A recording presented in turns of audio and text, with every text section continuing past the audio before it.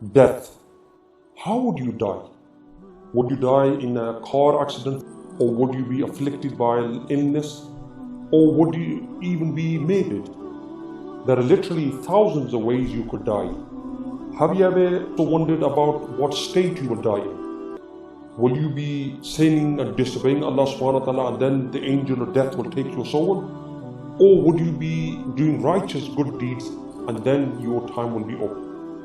We don't really know the answers to these questions, but every single person on the face of this earth will taste death.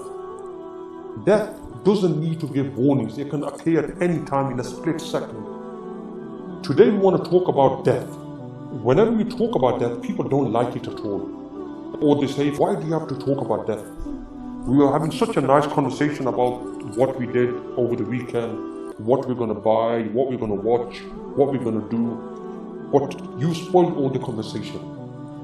But in reality, as reported in a hadith authenticated by Sheikh Albani, where the Prophet ﷺ said, remember the destroyer of desires, death.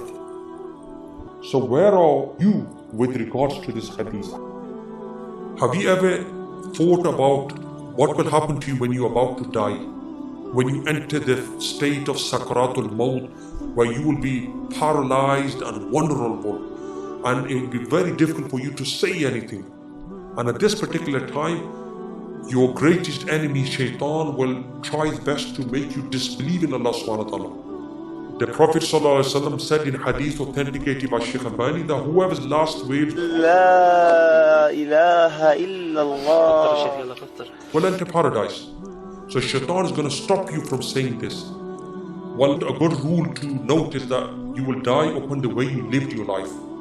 So if you are a righteous person who always remembered Allah subhanahu wa ta'ala and kept away from all types of haram, then Allah will make you fame and it'll be easy for you to say these words.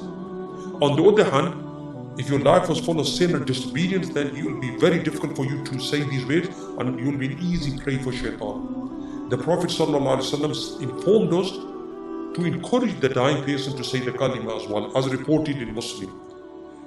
There was a guy who said that he went to somebody's house to encourage the dying person to say the kalima. However, when he went to the dying person's house, he heard music blasted all throughout the house.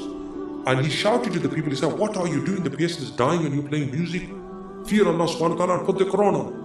As soon as they put the Quran on, the dying person is the one who objected. He said, no, put it back on again. I want it on. And there was another person who said that he was trying to get this sister to say the kalima, and he kept on again and again trying with it again and again.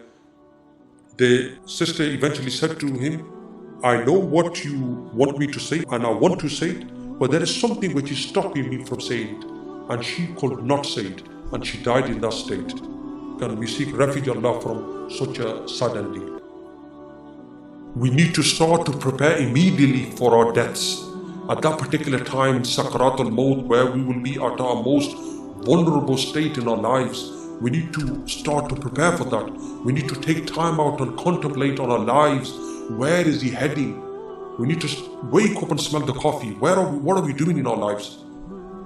Oh, you who doesn't pray and fast and has lots of times for this dunya but no time for his religion, spends hours on social media and TV but is very busy when it comes to reading the Quran or remembering Allah subhanahu wa ta'ala. Do you want to die in a sinful state? And oh, you who wears tight clothes, walking around in the street without the hijab, would you like to be dressed like this on your deathbed?